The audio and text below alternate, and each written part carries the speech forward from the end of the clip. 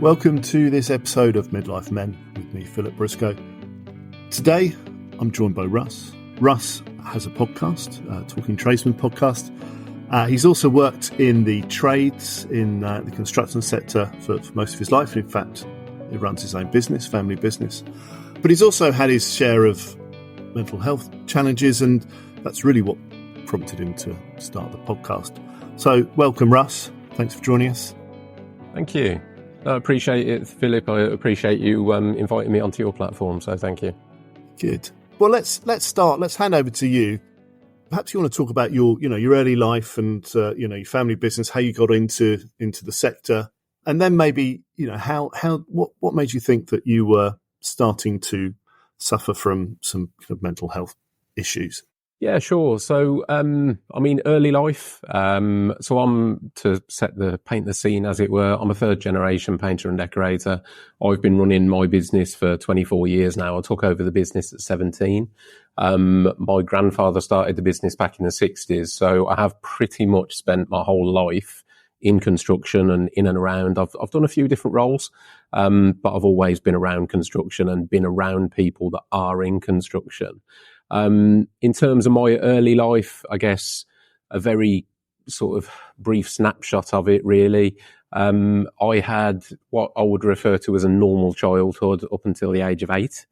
At 8 years old, my mother and father split. And I guess the one thing that was a little bit atypical there was that it was actually my mother that left the house rather than my father. And I was raised by my dad from the age of 8 years old. So my mum left at that stage. She wouldn't mind me saying she had an affair and left the family house, as it were. And my father was a drinker.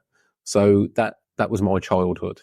I now know later on down the line that the impact that had on me in terms of my development, in terms of like the childhood traumas that I experienced growing up. And, I've got to say there was no one horrendous moment, but there was probably a cumulative sort of neglect, I guess, and abandonment. It's certainly what's transpired throughout the later years. That set the scene. I mean, one of the reasons I took over my business at such a young age, at 17, was I had a huge fallout with my father related to his drinking, and then we didn't speak for 8 years. So I took the business on from that point, picked it up and made it mine. Did you know, it's difficult when you're a child, isn't it, to know what's normal or what isn't? Were you aware when you were young that perhaps the experience you were having wasn't like most of your mates were having? It's difficult to see it objectively, but were you aware at the time that it wasn't a kind of the childhood perhaps you wanted? No, I wasn't. I think looking back, my school, so I was in a normal education system. I certainly wasn't privately educated. I was at state schools, and I think, looking back, the course that I took throughout school, I was surrounded by people that were in similar positions. I went to school in what was referred to as a rough area. And I guess, to be honest with you, a lot of people that were at that school had various problems, and their family life wasn't the typical Brady Bunch family. So if I'm honest with you, Philip, possibly looking at my childhood, because of the circle that I was surrounded with, not only did it feel normal, but I possibly had a better childhood than some of the people, some of my peer group. So no, it didn't feel abnormal. It didn't feel wrong. And when I was a kid, I didn't really understand it. I didn't understand, for example, that it wasn't normal to come home from school at like 8, 9 years old and have to make your own dinner because my dad was going to finish work, go straight to the pub and not come home until 8, 9 o'clock at night drunk. That it didn't cross my mind that wasn't a typical childhood, and for a large part of it, as a kid, I was happy, because I had a huge amount of freedom that a lot of my friends didn't. Although I had to look after myself and grow up very quickly. The one thing I will say is that my dad was never abusive, never violent. The only thing I could say was that he wasn't there. So yeah, I had to raise myself a lot, and with that came a lot of freedom. And I was football obsessed, so I'd pretty much come home from school and play football till it got dark, and that was my childhood, really. So you were 17, you took over your dad's business. I mean, that's quite young to take on that sort of responsibility. So how did things go then? Really well, if I'm honest. It gave me, I've always been a little bit different. So I took after, I guess, my grandfather a bit more. My grandfather was the one that set the business up. He was a lot more driven, had a lot more business minded. And I fell into that line. I had aspirations for the business. My father, because of his personal circumstances, was more to the point of just wanted to turn up and work. He didn't want to grow the business, didn't want to expand it. So we were in conflict quite early. I mean, the reason that I started working in the industry was because my mum and dad, when they split at 8 years old, my dad, he worked full time. So when it came to summer holidays, Christmas, Easter holidays, my options were I go to work with him. There was no, I can stay at home because I was too young. So I used to go to work with him. And then my option was I could either sit and read a magazine, or he'd pay me, £5 a day, £10 a day to do some work, whether it was stripping wallpaper to begin with or doing the menial tasks, the preparation, the sanding. And I would always choose that. So I'd be like, oh yeah, great. I can do this for a week and I've got 25 quid. And to me at my age, that was a fortune. I could buy all the FIFA stickers I wanted at the end of the week with that. So I made that choice, and that was my inroad into the trade. That progressed. And by the time I was 15, I was running jobs for him. My dad would obviously knock off work quite early because of where he wanted to be, and it wasn't at work. So I would run jobs on his behalf, almost like contract manager. So strangely, by the time I got to 17, I'd actually got quite a lot of experience behind me. And when I took the business on at 17, my biggest concern was, if I'm honest, I'm too young, people won't employ me. I was fortunate that I had my grandfather who was still in business but retiring. So I kind of came up as he went down, and there was a bit of an exchange. So he passed me on to his customers. He would work with me and almost be the face of the business initially, although fully letting me have the reins and run everything. And I've grown the business into what it is now. So currently we specialise in high-end domestic. I've worked in every demographic of the painting and decorating industry there is. I've done private, commercial, large, small. And at the moment we've settled in high-end domestic. So the trades have always been good to me financially. I've never been out of work, not once in 24 years. Have I ever had any downtime where I've had no work? I worked through the last recession, which was, well, I guess you could argue the last recession was a few years ago, actually, but the one before that, which was 2008, I think. I was in business through that and never, didn't drop a beat. So the trade has always been good to me. One of the things my granddad said to me as a child was, get yourself a trade behind you. You'll never be out of work. And that has proved true. So things are going well then. You took over the business, things are going well, as you just said. So what happened next? Well, I mean, my business life has been relatively straightforward, I think, in and out, ups and downs, trying different things. What I would say is my business life, because I progressed very quickly, that also played out in my personal life. So by the age of 21, I met who would go on to be my ex-wife, got married at 22, had my son at 23, and bought my own house at 24, I think. So everything went very quick. I felt very mature. I felt like I was a man. I felt like I knew exactly what I was doing. In reality, I didn't. But I think the responsibility I'd taken on from such a young age, like I say, it also played out into my personal life. Now, I know the subject of the conversation being around mental health, that relationship played out how a lot of relationships play out at that age. We got together at 21, we grew apart. I had 2 children with my ex-wife. I won't go into details of the relationship and the breakdown because, there's other people involved. And I wouldn't, it'd be unfair to do so. But what I can say is talk about things from my point of view. And that was, so at 30 years old, that relationship broke down, completely broke. And I would say that was the beginning of my personal mental health journey.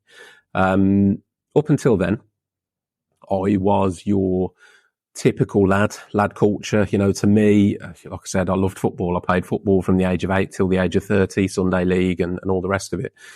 Typical lad culture. I worked hard all week and I lived for the weekends. So the weekends were going out, clubbing, drinking, partying. And as I say, at the point where my relationship broke down, it wasn't anything to do with that. But up until then, I was completely naive and ignorant around mental health. I would have been the person that if you'd have asked me, how's your mental health? I'd have turned around and said, I haven't got it, mate. I was completely ignorant around it. So during the course of that breakdown, the main sort of pressure point and issue there was I've got two children with my ex-wife. My ex-wife is from a different part of the country to me, although we spent the entirety of our relationship in the Midlands. 3 days after we split up, she moved or made the decision to move to Devon.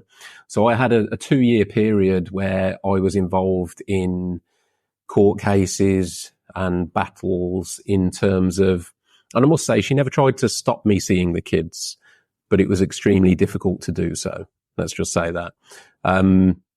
So there was a whole court case system that played out over the course of 2 years. And that was the first time where I was ever forced to or ever experienced, to my knowledge at that point, mental health. And what I would say, openly, so during that period, I started to suffer with anxiety and a couple of borderline panic attacks revolving around the court cases and court hearings and just anxiety in general, to the point, my phone would go off and my heart would go through the roof and my heart rate would go up, and the anxiety over, oh God, what's this message going to be? What, solicitors and the cost. On paper, if I'm honest with you, Philip, at that point in my life, I'd achieved a hell of a lot. I was 30 years old. I'd bought my house, nice car, family.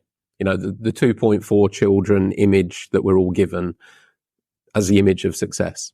The breakdown of that relationship took all of that away. The house was sold. I could turn around and say I lost everything.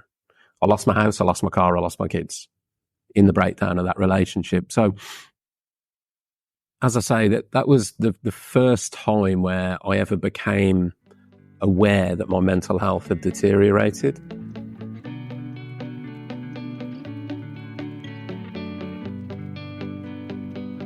Did that happen? Was that kind of a daily thing? Did you see that creep up?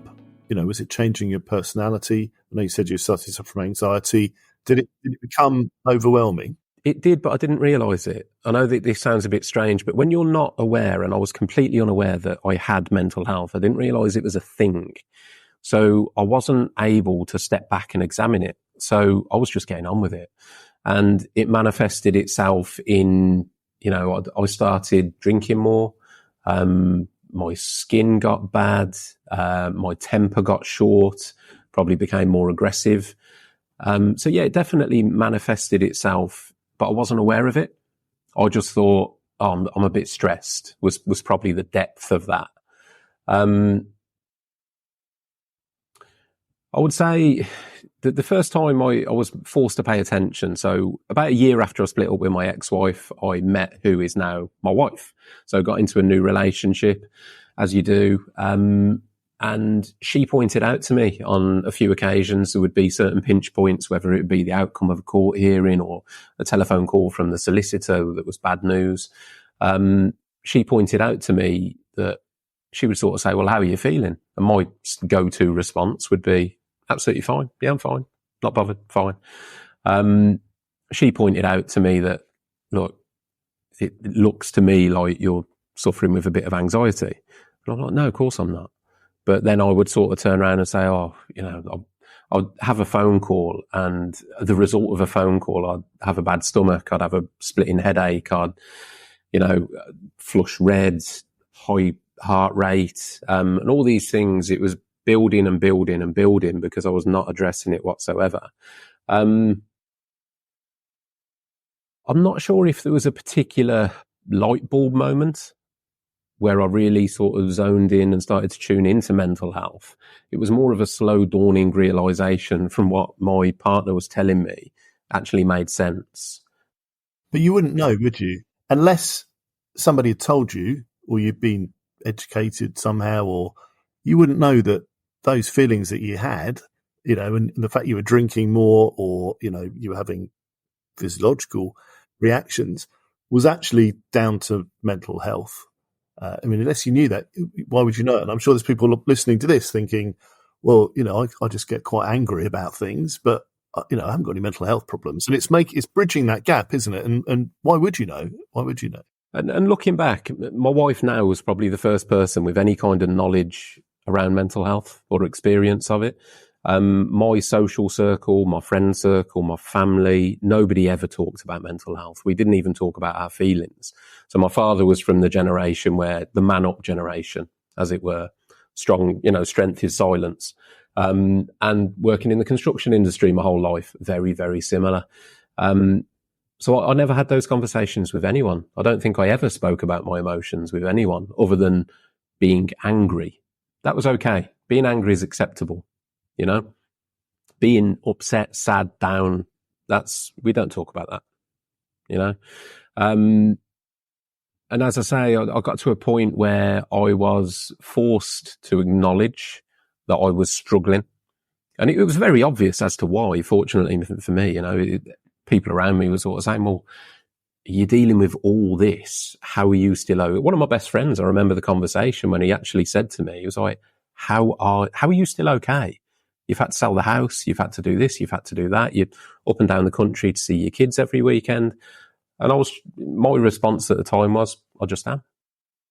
The truth was I wasn't. I was broken. I was crumbling. I was barely hanging on. But I wasn't aware that there was any other way to be. So you can't address something. It's like, I don't know, if you never looked in a mirror your whole life, would you know that you had a nose?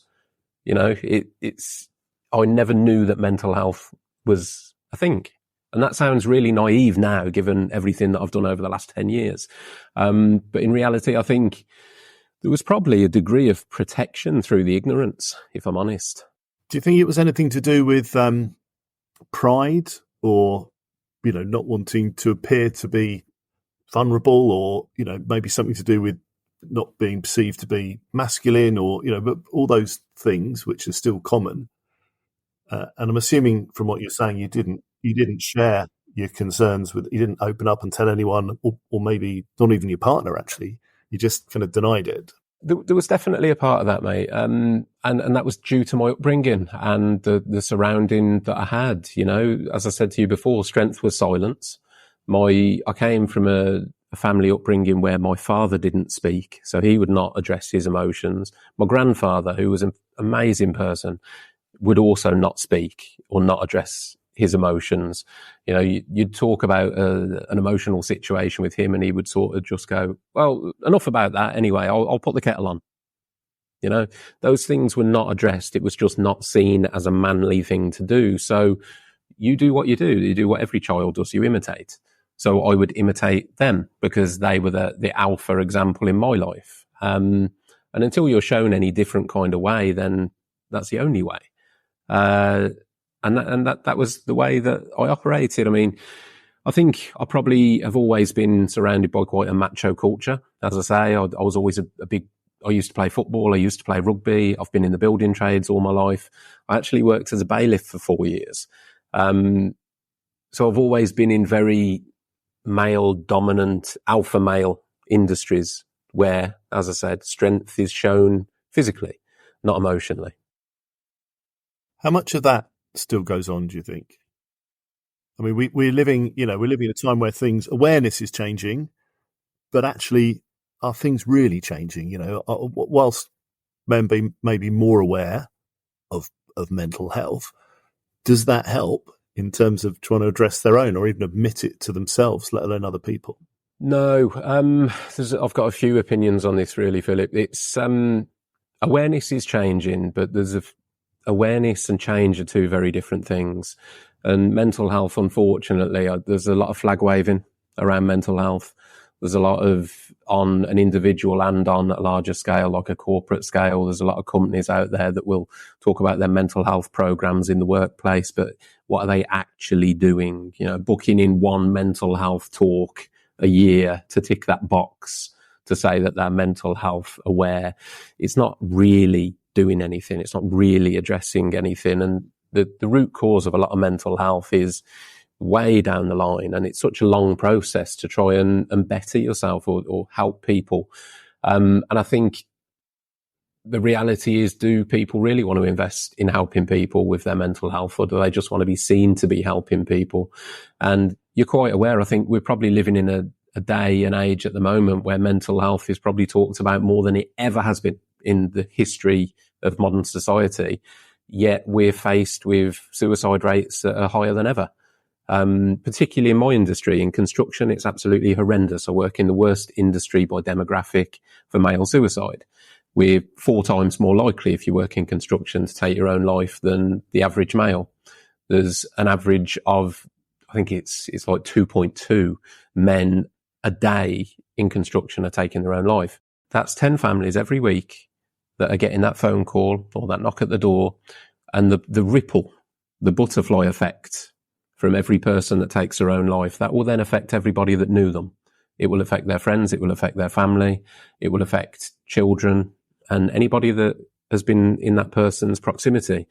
So, like I say, when you look at it like that, 1 is too many, but 10 per week it's frightening, and it's a statistic and a trajectory that is on the up, not on the decline. It's at its highest point. I think the ONS statistics were released recently, and male suicide figures are at their highest since 1999.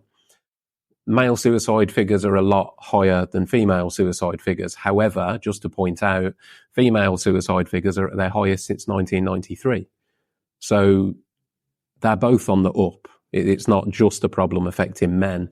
And to me, it's baffling that this isn't like a conversation. Things are clearly at crisis, particularly in my industry, and it's not a conversation that people are having. And the thing that I've said a few times is that suicide is the biggest killer of men under 50. If that was, in my mind, if that was anything else, like you imagine if fishing was the biggest killer of men under 50, I believe there would be government legislation, you'd have to hold a license, you'd have to be trained, you'd have to wear PPE, safety equipment and everything to address that. But because it's people taking their own life, there's nothing being done.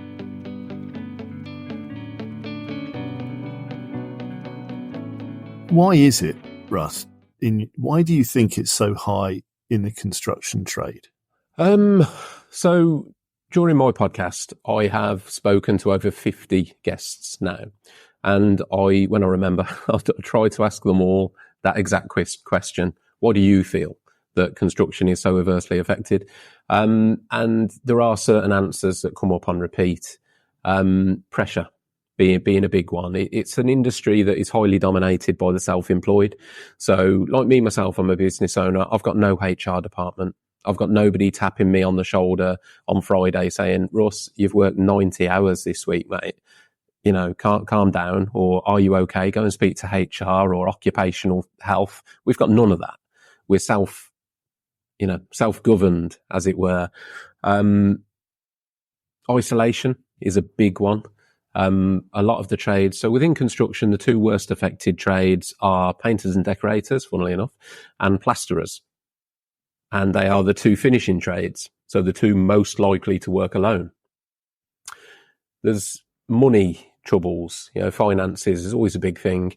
And one that I don't want to gloss over is that the culture within construction is very much work hard, play hard. There's a lot of addiction issues with people that work in construction. And again, what I find is it's rarely one thing. It's rarely one factor. It's rarely that people work alone too much that would cause them to go and take their own life.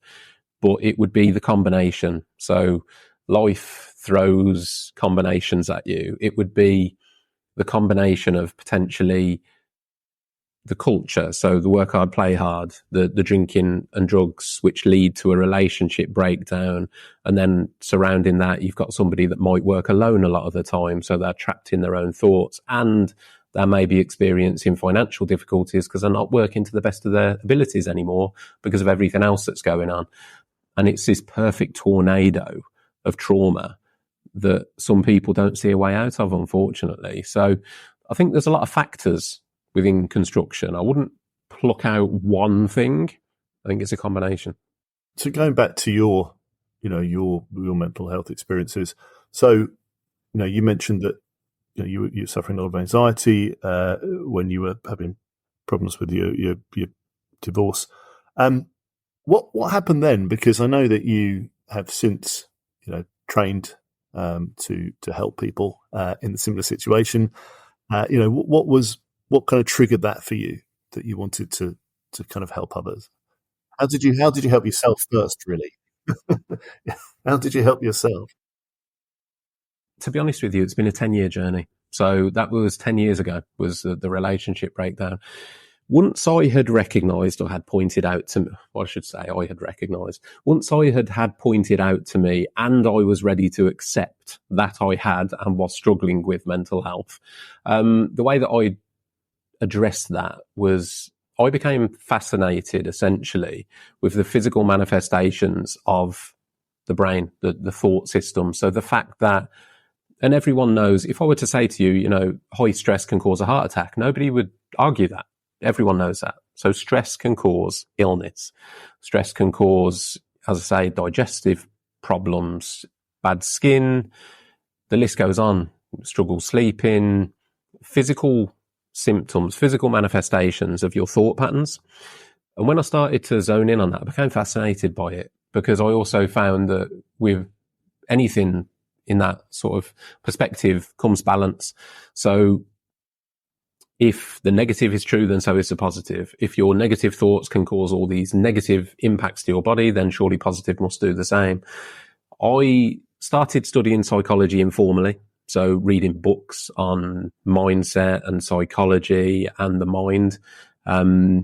Books like The Body Holds the Score. Don't know if you've ever read that one. But I went down a huge rabbit hole, if I'm honest, Philip. So I initially studied psychology to address my symptoms as they were at that point in time. I then started looking into childhood trauma and then unpicking my own childhood and some of the things that I've been dealing with and my behaviour patterns as a result of things that happened to me in my life as a child. And I did that informally at first, and that was reading books, listening to audiobooks, listening to podcasts, and then decided that I'd got a real passion for it and I should do something formal. So I enrolled on and started studying a BSc honours degree in psychology with the intention of using that qualification to go into counselling or therapy and potentially sort of help people that had been through similar situations.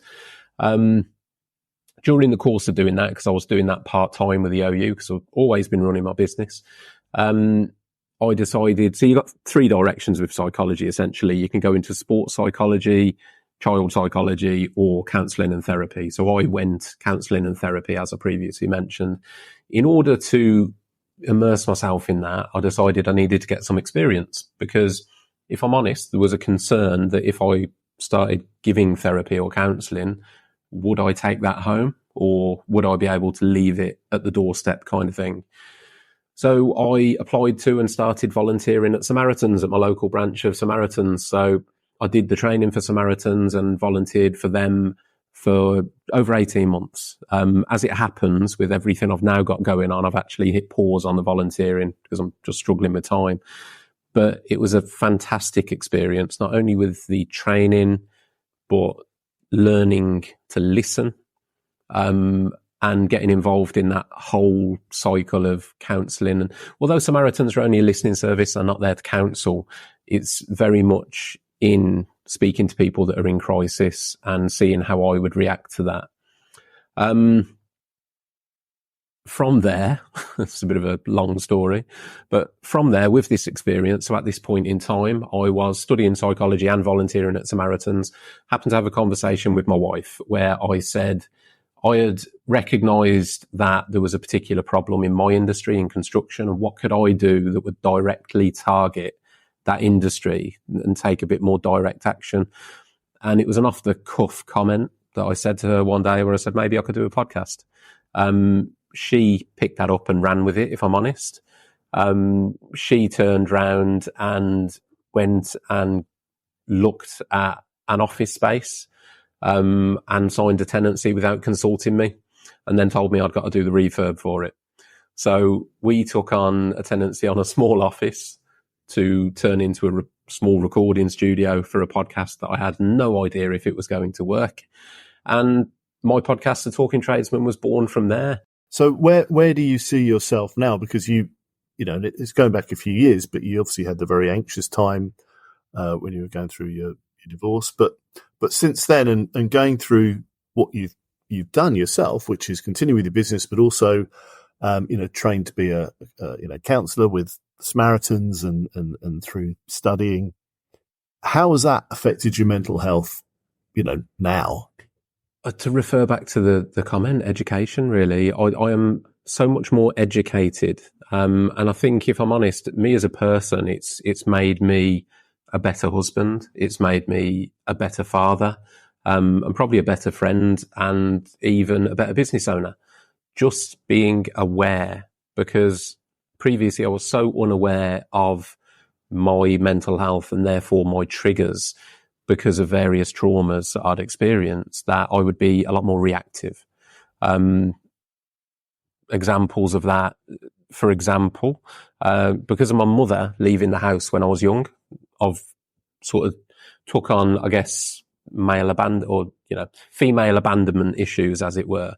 So that then played out into my first relationship when I was very unaware of it. And I would see controlling behaviour as love, because I was desperate for that. I've always got this underlying fear that a female in my life is going to leave.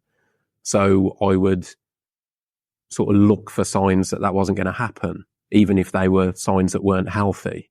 And it's having that kind of education now where I will evaluate my own thought patterns. I'll evaluate my reactions before I react. I'm nowhere near as reactive as I used to be. In fact, I'm extremely chilled out now, to the point I find it really difficult to get angry with people now, Philip, because somebody will act out in a way where I would previously have reacted. I would, deal with aggression. Whereas now, if I were to deal with, say, one of the lads on site who comes in and aggressive and snappy or answers back to something that's said, I'll look now and think, I wonder what's happened. Like, what's going on? What have you got going on? What's made you react like that? Whereas before I wouldn't have had that consciousness to think that way.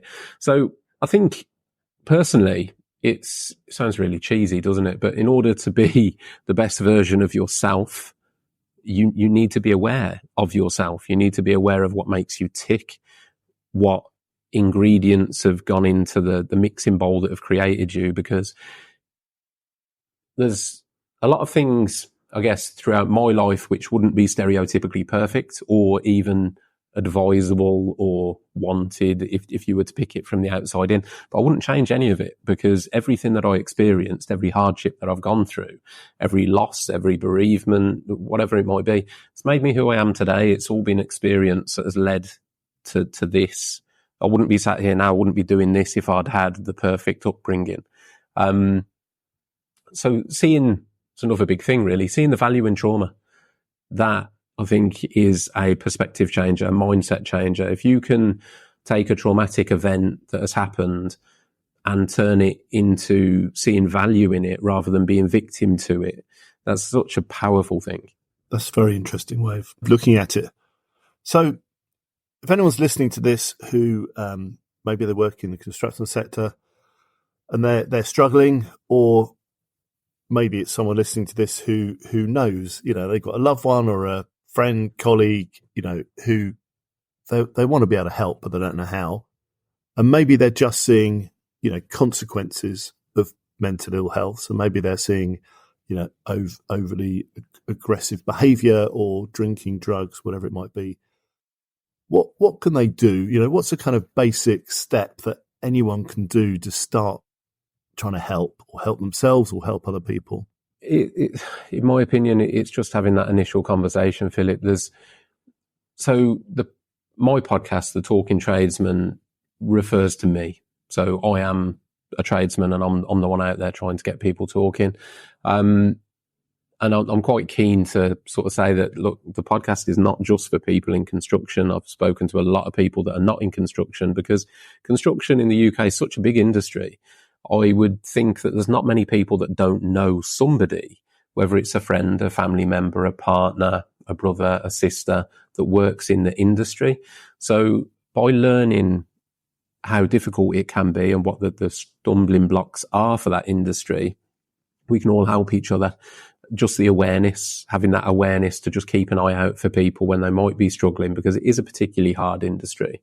I think that's really beneficial. So in terms of a first step, talking, the podcast, my logo literally says the Talking Tradesman, let's talk.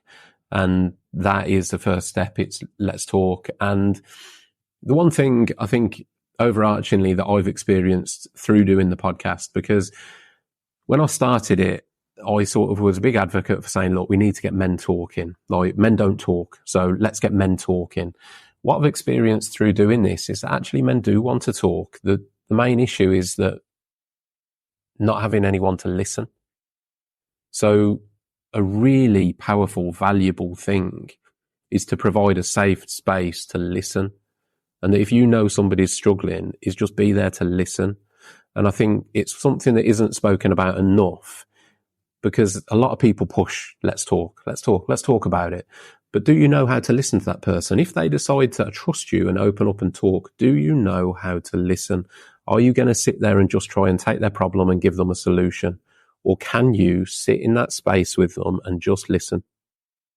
And that skill, and that's something that I learned at Samaritans, is invaluable, and is the difference between whether people will talk or not. Just listening to somebody, it sounds like the most simple thing in the world, but it really isn't, because it's our nature. If somebody comes to you with a problem, I've had a really bad day, this has happened, to go, oh, well, try this, do this, say this, go there. That isn't what's needed a lot of the time. People just want to be heard, and in particular, men want to be heard. We do want to be heard. We do want somebody to listen, but we're fearful that information can be taken and used against you, or that you'll be seen in a detrimental way by the person that you're talking to. So there's a couple of things there, isn't there? But one is having the initial conversation. If you're struggling, is don't hold it in, don't bottle it up. Talk to somebody, just let somebody know that you're struggling. And two, for people that aren't struggling, is be a safe space to listen. Be aware of those around you and take some responsibility to be there to listen. And I'll just caveat everything I've said there with, if you are struggling and you're looking around you and thinking nobody is there to listen to me, there are organisations out there like Samaritans who you can call 24 hours a day, 365 days a year on 116123. And there's always somebody that will listen. And sometimes as a man, and as a man in something like construction, and you're worried about, are people going to look down on you if you confide and they going to think you're weak, whatever that might be? An anonymous service like Samaritans, where nobody knows who you are, your number's withheld, it comes up, you haven't got a location. That's actually appealing, because you can be completely honest with a stranger and not fear judgment, because they don't know you to judge you. That's brilliant advice. Thank you, Russ. Thanks for coming on the podcast. It's been brilliant. Your advice has been fantastic, and thank you for being really open as well, open and honest. Because I think that's what works. Thank you. Thanks very much. Thanks for having me, Philip. Thank you for listening to the Midlife Men podcast with me, Philip Briscoe.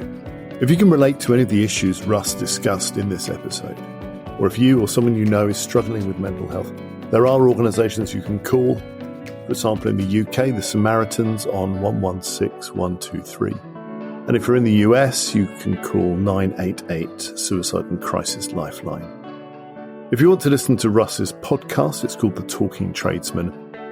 If you have a story to tell and you think your experience would help others, then please do get in touch, either via the website, mid-lifemen.com, or email me at midlifemen01@gmail.com.